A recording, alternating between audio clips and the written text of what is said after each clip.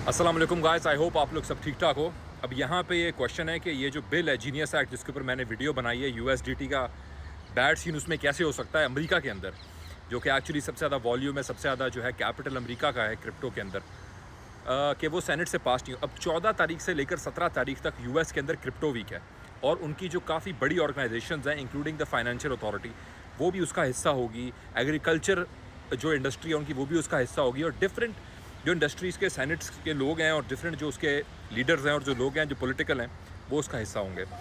अब इस टाइम के ऊपर जो सबसे बड़ी चीज़ है वो ये है कि उन लोगों ने बिल जो है अभी पास नहीं करवाया लेकिन पेश किया हुआ है सेनेट में कि फ़ेड का जो स्टेबल कॉइन है उसको बैन करने का या फ़ेड का स्टेबल कॉइन रोकने का, उसका फ़ैसला भी इस 14 से 17 तारीख के दरमियान में होना है। और अगर फ़ेड का जो स्टेबल कॉइन है उसको रोका जाता है तो ये ओवरऑल जो XRP, XLM, XCM और जो different currency based crypto projects हैं ये उनके लिए जो है ये एक खुशखबरी की बात होगी और ये उनके लिए एक पॉजिटिव चीज़ होगी।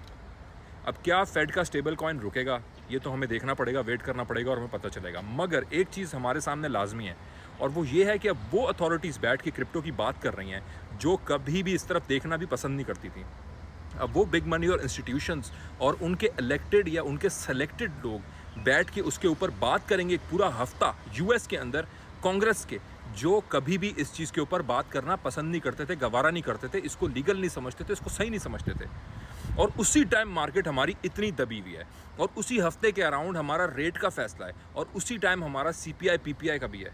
तो ये जो पूरी टाइमिंग है और वेल क्राफ्टेड एक पूरा स्केड्यूल इवेंट है और उस टाइम मार्केट इस तरह दबी होना, तो ये डेवलपमेंट किसी चीज़ की अगर हो रही हो, जैसे वॉरेन बफेट कहता था भाई स्टॉक्स अगर मैं कोई ख़रीदता हूँ तो मैं ये देखता हूँ कि उसका जो कंपनी है, जो पेरेंट कंपनी है, उसकी डेवलपमेंट स्टॉक्स की क्या है। अगर वो अच्छी है, वो अच्छा काम कर रही है, फंडामेंटल ग्रोथ उसकी मौजूद है और वो उसकी प्राइस में रिफ्लेक्ट नहीं हो रहा, तो मैं उस स्टॉक को बाय करता हूँ। यही आपकी लॉजिक यहाँ पे भी चलती है।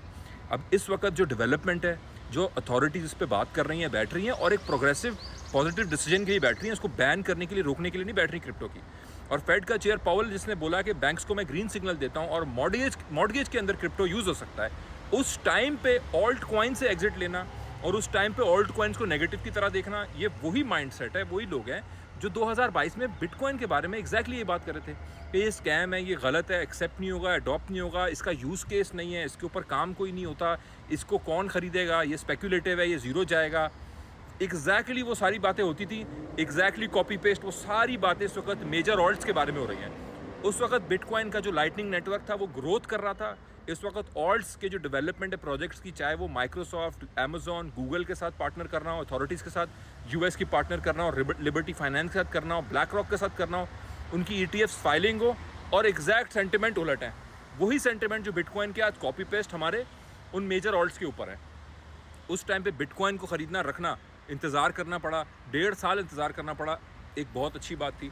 और इस दफ़ा ऑल्ट्स को रखना, ख़रीदना बहुत अच्छी बात है। मुझे ये लगता है कि हमें इतना इंतज़ार करना पड़ेगा क्योंकि जो पेस ऑफ डेवलपमेंट है वो बहुत फास्ट है और already monetary relaxation around the corner है। उस टाइम पे पेस ऑफ डेवलपमेंट हो रही है, उस वक्त मॉनेटरी टाइटनिंग थी, तो इंतज़ार लंबा था। तो इन चीज़ों को आप 1+1 = 2 है भाई, चाहे कुछ भी हो।